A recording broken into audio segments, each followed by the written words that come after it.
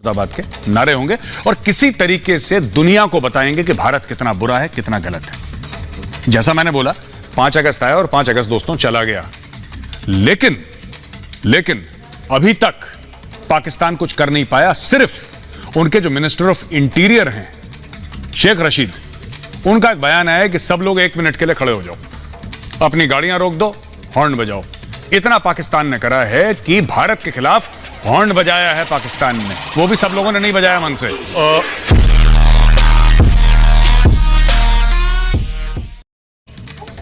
मैं बात करूंगा सबसे पहले मारिया इकबाल तराना जी से, और आपसे मारिया जी एक बात पूछना चाहूंगा कि बड़े जोशो खरोश से पाकिस्तान ने अनाउंस भी करा था हफ्ता 10 दिन पहले 5 अगस्त के, कि बोला था कि हम ये करेंगे वो करेंगे, सारी एम्बेसीज के आगे हम एहतजाज करेंगे और एक्सपोज करेंगे भारत को, भारत के गिरेबान तक हाथ ले जाएंगे और दुनिया को बोलेंगे, कॉन्शियंस जगाएंगे, हिला के सबको बताएंगे कि साहब भारत कितना गलत कर रहा है। ट्विटर स्टॉर्म मैम हुआ क्यों? कुछ नहीं, कहां पे कमी आ गई कि पाकिस्तान जो चाहता था 5 अगस्त को लेके वो नहीं कर पाया? कहां कमी रह गई? सबसे पहली बात तो ये है, बहुत शुक्रिया आपका मेजर साहब इनवाइट करने का। और दूसरी बात ये है कि जहां तक आपने बात की, जो मोदी साहब की पिक्चर्स लगाई वहां पर इस्लामाबाद में, अगर आप इसका तनाजुर देखें तो आपको पता चलेगा कि एप्लीकेशन ऑफ आर्टिकल 370 जो था on the 5th of August 2019, बजाय ये कि वो कहीं कश्मीर को वादा किया गया था कि ये सोशो इकोनॉमिकली आगे लेकर जाएगा, बजाय आगे ले जाने के वो उसको बहुत ही नहीं किया। तो आप देखें, मारिया जी मैं माफी चाहता हूं, मैं बीच में आपको काट रहा हूं। नॉर्मली हम लोग बीच में काटते नहीं अपने गेस्ट को इस शो में, लेकिन आप मेरे सवाल का जवाब दीजिए। मोदी जी की फोटोग्राफ लगी थी, आप छोड़ दीजिए। कश्मीर आगे गया रिवर्स गियर में, 6th गियर 5th गियर की जगह रिवर्स गियर में चला, वो छोड़ दीजिए ना, हमारा मसला है। मैं ये पूछ रहा हूं, फिर से आपको मौका दे रहा हूं मैम 30 सेकंड का, आप ये बताइए कि पाकिस्तान की फॉरेन पॉलिसी कहां चूक गई इस मामले को दुनिया भर के सामने उजागर करने में? मेरा ये आपसे सवाल है। आप मुझे ये बताइए, ठीक है आप मुझसे पाकिस्तान की फॉरेन पूछ रहे हैं, मगर पाकिस्तान की फॉरेन पॉलिसी कश्मीर के ऊपर बहुत क्लियर है। बात ये है कि मुझे ये बताइए ऑन योर एंड, आपकी फॉरेन पॉलिसी में कहां पर पाकिस्तान के साथ, बहुत दफा पाकिस्तान ने आपको ऑफर किया डायलॉग के लिए, कश्मीर के लिए आके बैठ के बात करने के लिए, मगर कहां पे एक्सेप्टेबिलिटी अभी तक आई? कहां पर मोदी जी ने जो था वो कभी इन्विटेशन भी कोई एक्सेप्ट किया? हालांकि इमरान खान साहब ने बहुत खुले से 2-3 दफा जो है वो मोदी साहब को ये ऑफर किया कि let's come and talk about it, मगर ये है कि मेरा ख्याल है कि वो बहुत ज्यादा इस वक्त वो वाले हाथी बने हुए हैं मोदी साहब, जिनको ये लगता है कि बस गर्दन में सरिया होना चाहिए और बस सीजन में ऐसे ही चलता रहेगा। तो ये ऐसे नहीं होगा साहब, अगर जब तक अंचल बिल्कुल मारिया साहिबा मैं अभी जाता हूं वैभव सिंह के पास, मैं वापस आपके पास आऊंगा और वापस मैं राजा फैजल से भी बात करूंगा। वैभव, मारिया इकबाल तराना का यह कहना है कि अच्छा, 2 बार मैंने वही सवाल पूछा, उन्होंने सवाल का जवाब नहीं दिया। वो कह रही हैं साहब कि मोदी साहब को टॉक्स के ऑफर दिए थे, उन्होंने मना कर दिया और वो टॉक्स नहीं कर रहे। मेरा तो सिर्फ ये कहना है, क्यों करें मोदी जी टॉक्स? उनके पास और कोई काम नहीं है क्या? 130 करोड़ का देश चला रहे हैं, फॉरेन पॉलिसी रन कर रहे हैं इंडिया की, उनके पास यही काम है।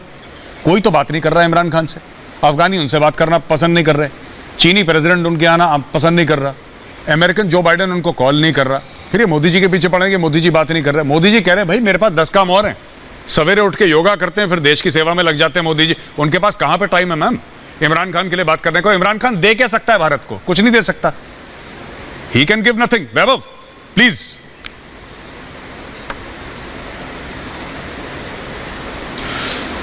देखिए, सबसे बड़ी चीज़ ये है कि मारिया साहिबा को ये पता नहीं है कि मोदी जी 1.3 बिलियन जो आबादी है जिस देश की, उसके वजीर आज़म है, उसके प्रधानमंत्री हैं, उनके पास और भी बहुत सारे काम हैं। लेकिन इनकी जब मारिया साहब जो कह रही थी कि भाई आपकी फॉरेन पॉलिसी कहाँ चुकी है, देखिए हमारी फॉरेन पॉलिसी कहीं नहीं चुकी। और मेरे साहब, आप जो इनसे सवाल पूछ रहे हैं उसका जवाब मैं दे देता हूँ कि पाकिस्तान की फॉरेन पॉलिसी कहीं नहीं चुकी। एक्चुअली अगर आपको याद हो तो हमने डिफेंसिव ऑफेंस पे इसके ऊपर प्रोग्राम भी किया था। हमारे कुछ जो सहाफ़ी दोस्त पाकिस्तान में हैं, उन्होंने हमको इस बात से इन्फॉर्म भी किया था कि 370 और 35 से हटाने से पहले जनरल बाजवा ने हामी भरी थी। जनरल बाजवा ने कहा था कि, और इंडियन NSA से उन्होंने बात करी थी और उन्होंने ये चीज़ कही थी कि ठीक है आपको हटाना है, आप हटा लीजिए, हम थोड़ा बहुत शोर शराबा करेंगे पब्लिक कंजम्पशन के लिए, लेकिन हम इसके ऊपर कोई भी जो रद्दे अमल बॉर्डर के ऊपर या किसी भी और लेवल पे सीरियस लेवल पे हम नहीं करेंगे। और देखिए हुआ भी वही, आधे घंटे खड़े हो गए, आधे घंटे आवाम को खड़ा कर दिया, सॉलिडारिटी के नाम पे दुनिया भर में शोर शराबा किया, नकली फर्जी पिक्चरें दिखाई, फोटोग्राफ दिखाई, यूनाइटेड नेशन से लेकर के हर जगह जलील हुए। और उसके बाद अब आकर के कह रहे हैं कि भाई बात कर रो। और अभी इमरान खान ने यूनाइटेड नेशंस में कहा था कि भाई आरएसएस और हिंदुत्व की जो है आइडियोलॉजी वो रास्ते में आ रही है। तो देखिए वो तो आती रहेगी, बिकॉज ये नया भारत है। यहाँ पे आप जो जिस वादे की बात करते हैं 1947 के, वो वादा करने वाला भी चला गया और उसकी जो बाकियात थी वो भी जा चुकी है, उनको भी हिंदुस्तान में कोई पूछ नहीं रहा। तो कश्मीर अब इंटीग्रल पार्ट था हमेशा से इंडिया का, अब उसको जो है कि ऑन पेपर कर दिया गया है और वो वैसे ही रहेगा।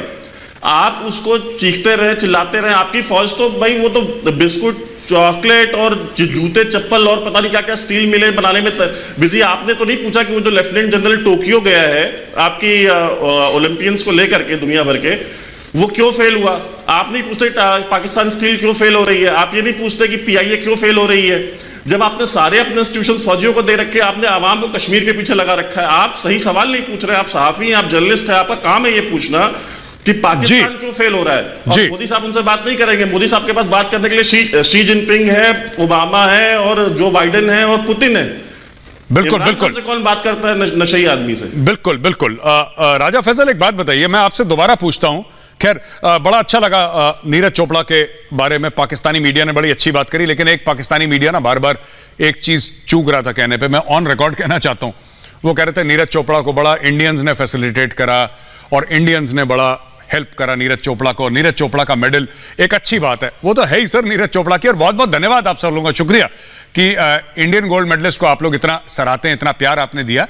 लेकिन जो चीज आप नहीं कह रहे थे सर, वो राजपुताना राइफल्स का है सर, वो he is part of the Indian army. पर वो शायद कहते हुए बुरा लगता होगा कि Neeraj Chopra is from the Indian army sir, सूबेदार नीरज चोपड़ा, राजपुताना राइफल्स भारतीय सेना के हैं वो।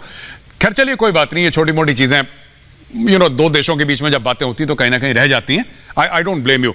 अच्छा एनीवे, राजा फैसल साहब एक बात बताइए, coming back to the point, आपको क्या लगता है कि फॉरेन पॉलिसी में कहां पे चूक रह गई है? अब बात करते हैं जब पाकिस्तानियों से, तो कहते हैं कि हम दुनिया के कॉन्शियंस को झंझोड़ेंगे। और पंडित जी इसके बाद मैं आपके पास आऊंगा, कहां कि हम ईमान तकवा जिहाद फी सबीलिल्लाह घोड़े पे बैठ के तलवार पे करके लाल किले पे सब्ज परचम लहराएंगे, डिप्लोमेटिक एक असॉल्ट होगा इंडिया के ऊपर, झिझोड़ के रख देंगे, वहां से लेकर अब न्यूयॉर्क टाइम्स के आर्टिकल के ऊपर आ गए सर। ये what a climb down sir, what a climb down. Raja Faisal साहब आप बताइए कहां पे चूक हो गई सर? देखिए सबसे पहली बात तो ये कि मेजर गौरवारिया, मैं आपकी बात से सहमत हूँ। और मैं नीरज चोपड़ा, सूबेदार नीरज चोपड़ा के बारे में मैंने पढ़ा था ADGPI पे, और उस पर मैंने लाइक भी किया था उनका वो ट्वीट। तो मुझे बड़ा अच्छा लगा कि आपके यहाँ जो इदारे हैं, खुसूसन आर्मी, अपने लोगों को ऐसे आगे लेके जाती है, बहुत अच्छा लगा मुझे। और हमारे यहाँ भी यही एक परंपरा है और आप इस चीज से भी सहमत होंगे। दूसरी, आपने कहा जी कि पाकिस्तान की जो फॉरेन पॉलिसी है वो शायद चेंज हो गई, या नैरेटिव्स पाकिस्तान के कुछ चेंज हो गए कश्मीर को लेके। ऐसा बिल्कुल नहीं है। मकबूल बख्श से लेके मीरवाइज फारूक से लेके और आज के वानी तक और रियाज नेकू तक पाकिस्तान नहीं बदला और ना ही पाकिस्तान बदलेगा। पाकिस्तान कल भी कश्मीर के साथ खड़ा था, आज भी कश्मीर के साथ खड़ा है। आज जबकि कश्मीर में ड्रैकोनियन लॉज है, पहले आप कभी उनके सेब के दरख्त तोड़ दिया करते थे और काट दिया करते थे, और आजकल जो ओवरसीज रेमिटेंसेज आती हैं उधर, आप उनको टेरर फाइनेंसिंग का नाम देके, आज ही जब हम बात कर रहे हैं उस वक्त तक मेरे में काफी सारे, मैंने 14 पढ़े थे या 18 पढ़े थे कि 18 डिफरेंट डिस्ट्रिक्ट्स में रेड्स हुई हैं NIA की, और अब उनको इस तरीके से केटर किया जा रहा है। तो मेरे ख्याल में इस तरह के जो ड्रैकोनियन लॉज होते हैं वो आप जैसे मुल्क में, जिसमें कि जैसा कि वेबर ने बहुत अच्छे तरीके से एक्सप्लेन किया कि आज का भारत बिल्कुल डिफरेंट। भाई हम भी तो यही कहते हैं कि पहले का भारत और था और आज का भारत और है। इसीलिए तो हम लोग पूरी दुनिया को चीज के कह रहे हैं कि आज की जो आइडियोलॉजी इम्प्लीमेंटेड है इंडिया में, उसको हिंदुत्व आइडियोलॉजी कहते हैं, जो कि नाथीज के बिल्कुल इर्द गिर्द पाई जाती है। तो मेरे ख्याल में आपने तो खुद ही उस चीज का इकरार कर दिया कि आपके यहाँ जो लॉज चल रहे हैं उससे ना सिर्फ ये कि कश्मीरी बल्कि पूरे भारत के मुसलमान, सिख, दलित, जैन, क्रिश्चियन सबको नुकसान होने जा रहा है। तो मेरी नजर अच्छा, ठीक है, पूरी दुनिया को इसके ऊपर ठीक है, प्रचार करने की ओके। राजा फैसल साहब बहुत बहुत धन्यवाद। मैं जाता हूं सुशील पंडित जी के साथ। और आपने 2-3 बातें बोली, मैं उसका जवाब दे दूं। आपने बोला कि साहब पाकिस्तान अपना नैरेटिव पाकिस्तान ने चेंज नहीं करा। सर, मेरा आपसे सवाल था ही नहीं। पाकिस्तान ने अपना नैरेटिव, पाकिस्तान ना करे मेरी भला से, अगले 1000 साल तक अगर पाकिस्तान रहा तो ना करे चेंज नैरेटिव। मैंने सिर्फ ये बोला कि फेल कहां हो गया पाकिस्तान, दुनिया पाकिस्तान की सुन क्यों नहीं रहा। मेरा आपसे सवाल ये था, आपने सवाल का जवाब नहीं दिया। और जैसे मारिया जी ने कट मार दिया सर आगे से, आपने भी आगे से कट मार दिया सर। पहली चीज है। दूसरी चीज, आपने बोला कि साहब यहां पे मुस्लिम ये वो फलाना, फिर आपने जैन जो है हमारे भाई, आपने जैन का भी नाम लिया कि वो भी परेशान है।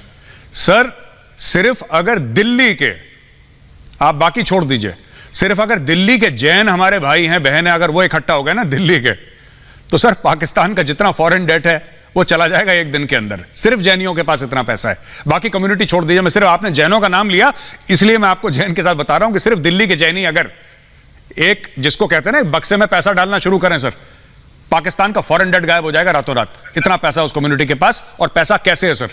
मेहनत से,